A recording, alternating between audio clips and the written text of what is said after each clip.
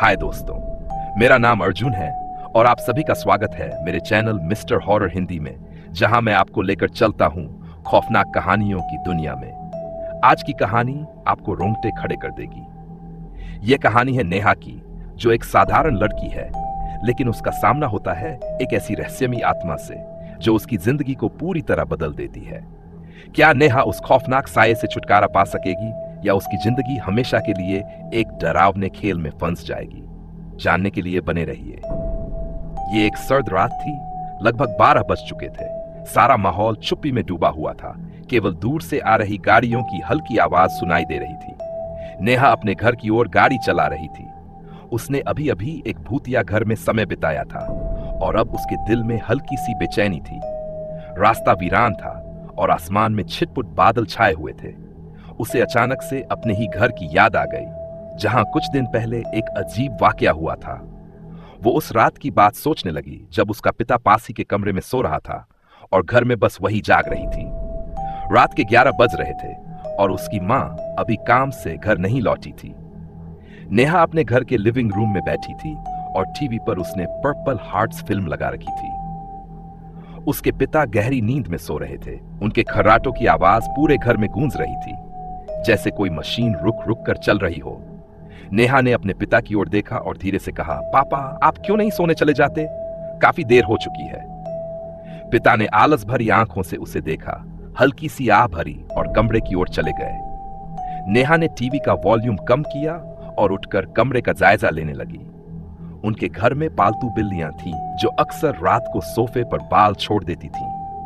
इसलिए नेहा और उसके परिवार ने सोफों पर एक प्रकार के कांटेदार मैट बिछा दिए थे ताकि बिल्लियां वहां न बैठ सकें। नेहा ने सोचा कि वह इन मैट्स को सोफों पर लगा दे, क्योंकि अब बिल्लियां भी कहीं छुपी बैठी थीं। वह धीरे धीरे चलकर डॉगी के क्रेट के पास पहुंची, जहां वह मैट्स रखे हुए थे।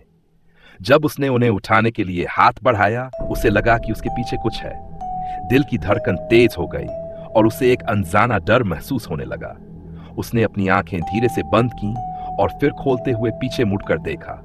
उसकी मां का आराम करने वाला चेयर वहीं था, पर उस पर जो उसने देखा, उसने उसके शरीर में ठंडक दौड़ा दी। वहां एक लड़की बैठी हुई थी। उसके चमकते हुए नीले आंखों ने नेहा की ओर घूरते हुए देखा। नेहा की आंखें हैरानी से बड़ी हो गई। उसका दिल धक धक करने लगा। उस लड़की का चेहरा धुंधला सा था, लेकिन उसकी नीली आंखें साफ साफ दिख रही थीं। नेहा ने कुछ कहने की कोशिश की, लेकिन उसकी आवाज कहीं गायब हो गई। उसने पल भर के लिए आंखें बंद की और जब उसने फिर से देखा, लड़की गायब हो चुकी थी। वहां कोई नहीं था। नेहा के होठों से धीमी आवाज में निकला, ये क्या था? उसकी सांसें तेजी से चलने लगी। वह तेजी से अपने कमरे की ओर भागी। उसके दिल में अजीब सा डर और बेचैनी थी। उसने अपने माता पिता से कई बार यह बात बताने की कोशिश की थी कि घर में कुछ अजीब है, लेकिन वे उसकी बातों को हल्के में लेते थे। पर इस बार यह कुछ और था। उसने खुद अपनी आंखों से कुछ देखा था। जैसे जैसे रात बढ़ती गई, नेहा को अजीब अजीब आवाजें सुनाई देने लगी। घर की हर दीवार से जैसे कोई सरगोशियां कर रहा हो। कभी कभी ऐसा लगता जैसे कोई उसके बिस्तर के पास खड़ा होकर उसे घूर रहा हो। कुछ दिन बाद नेहा ने अपने दोस्त रीमा को अपनी आप बीती सुनाई। रीमा ने यह सुनते ही कहा, तूने कभी ध्यान दिया है कि तेरे घर में कुछ पुरानी चीजें रखी हैं? अक्सर ऐसी जगहों पर आत्माएं छिपी रहती हैं।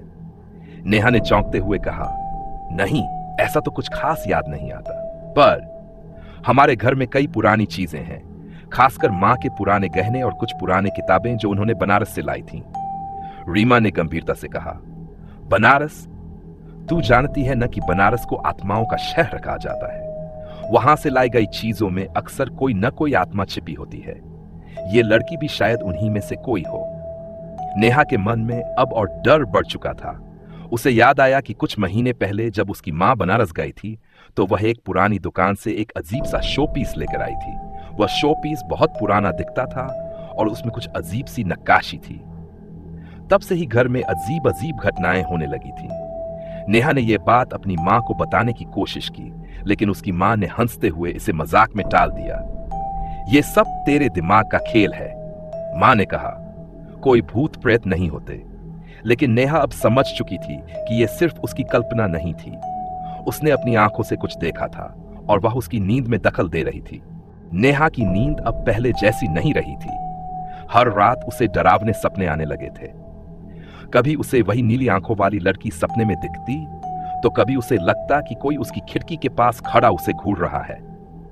दिन में भले ही वह इन चीजों को भूलने की कोशिश करती, लेकिन रात होते ही उसका डर फिर से बढ़ जाता। एक दिन उसने रीमा से फिर मिलने का फैसला किया। इस बार वह उससे और भी विस्तार से बात करना चाहती थी। रीमा ने उसे किसी तांत्रिक से मिलने का सुझाव दिया था, जिसे वह बनारस की अपनी यात्रा के दौरान मिली थी। नेहा को पहले तो यह विचार अजीब लगा, लेकिन अब उसे लगने लगा था कि उसे कुछ करना ही पड़ेगा। उसने रीमा से मिलने की योजना बनाई और एक शाम वे दोनों दिल्ली के पुरानी दिल्ली इलाके में स्थित एक छोटे से कैफे में मिली। रीमा ने उसे गंभीरता से देखा और बोली, नेहा, अब वक्त आ गया है कि तू इस चीज का सामना करे। तुझे उस तांत्रिक से मिलना चाहिए। वो मुझे बनारस में मिला था और उसने ऐसी आत्माओं के बारे में बहुत कुछ बताया था। नेहा ने सिर हिलाते हुए कहा, पर क्या वह सच में मदद कर पाएगा? मुझे यकीन नहीं होता कि कोई तांत्रिक इस समस्या को हल कर सकता है। रीमा ने उसकी ओर झुकते हुए कहा, तूने अपने घर में जो देखा है वो मामूली चीज नहीं है। ऐसी आत्माएं अक्सर उन जगहों से आती हैं जहां किसी की आत्मा अधूरी रह जाती है। बनारस में ऐसा बहुत होता है। कई लोग वहां मोक्ष की तलाश में जाते हैं, लेकिन सभी को मोक्ष नहीं मिलता।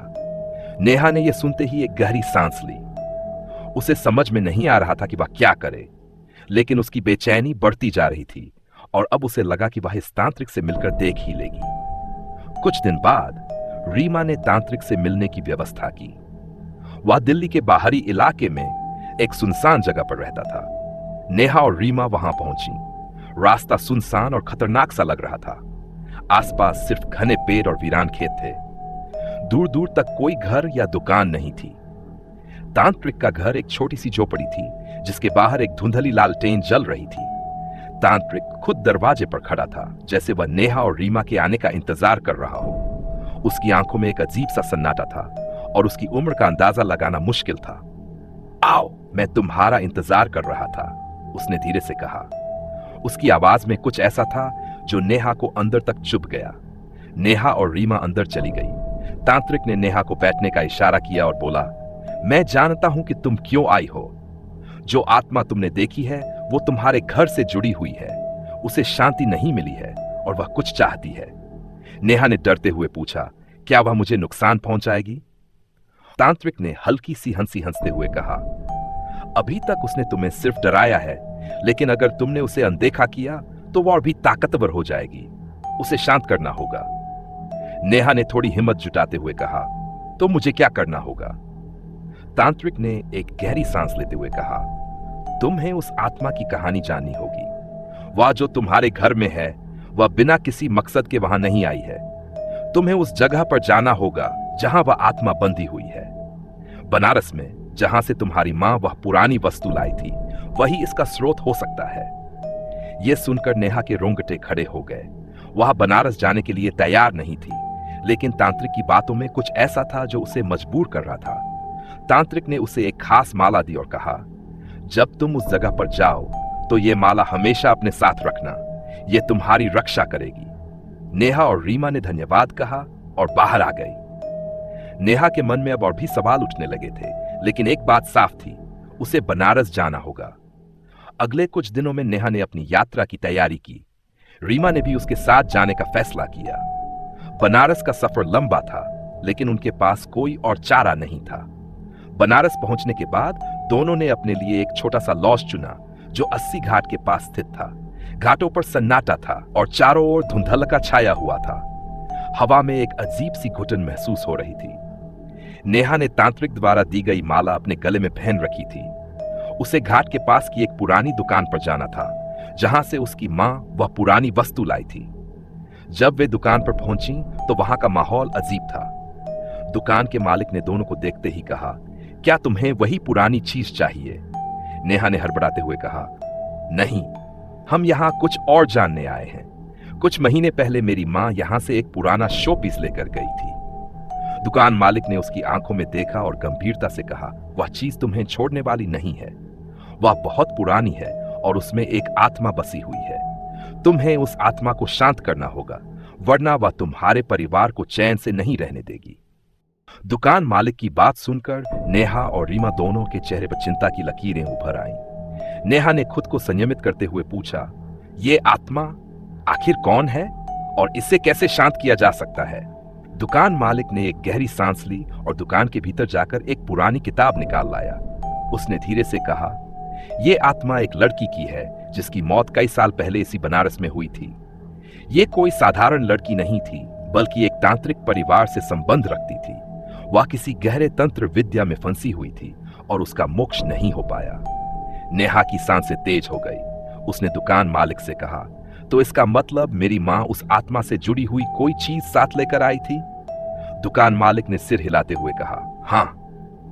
और जब से वह चीज तुम्हारे घर में पहुंची, तब से उस आत्मा का ध्यान तुम्हारे परिवार पर केंद्रित हो गया।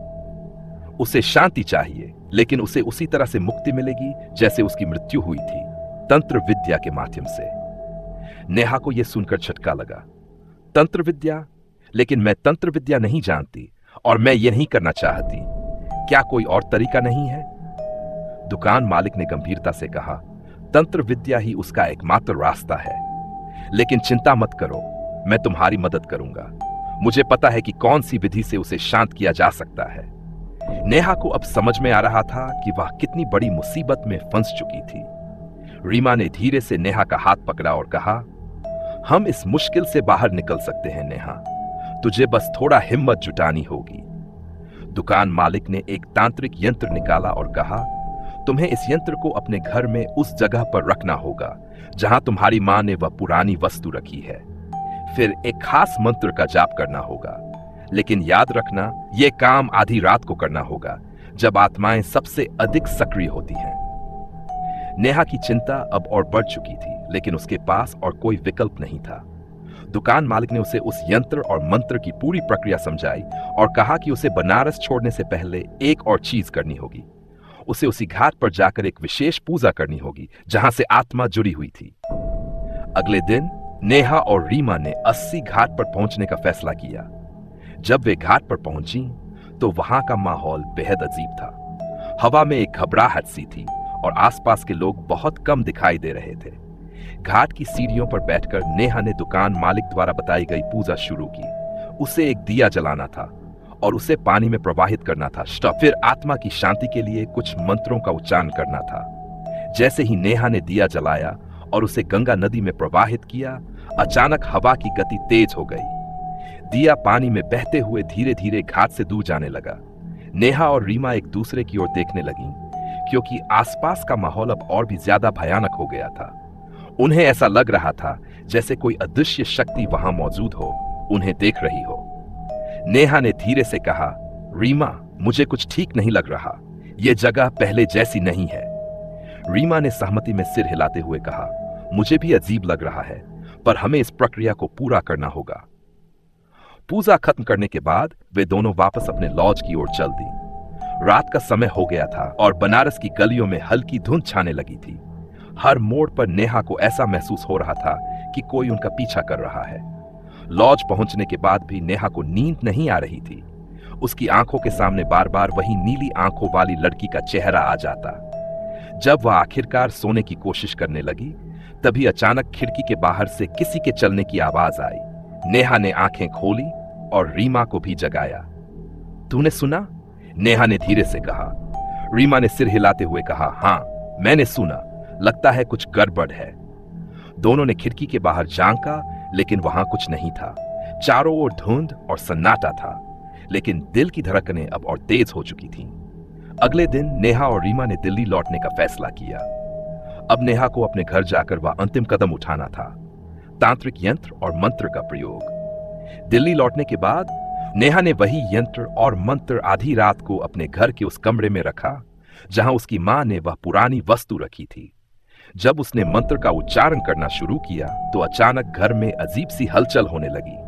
दरवाजे अपने आप खुलने बंद होने लगे और हल्की हल्की सरगोशियां सुनाई देने लगीं। नेहा ने मंत्र पढ़ना जारी रखा, लेकिन उसकी आवाज कांपने लगी थी।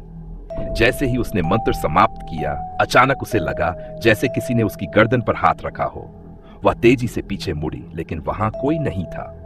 तभी कमरे के कोने में हल्की नीली रोशनी चमकी और वही लड़की एक बार फिर उसके सामने खड़ी थी।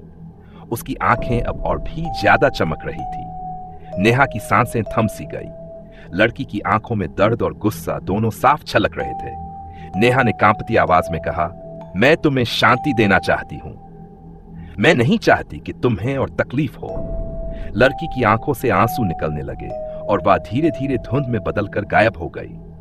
उसके साथ ही घर की सारी अजीब घटनाएं भी रुक गई। नेहा को अब समझ में आ गया था कि वह आत्मा उसे कुछ कहना चाहती थी। वह शांति और मुक्ति की तलाश में थी। इस घटना के बाद नेहा ने कभी उस लड़की को फिर नहीं देखा। घर का माहौल भी पहले जैसा सामान्य हो गया था।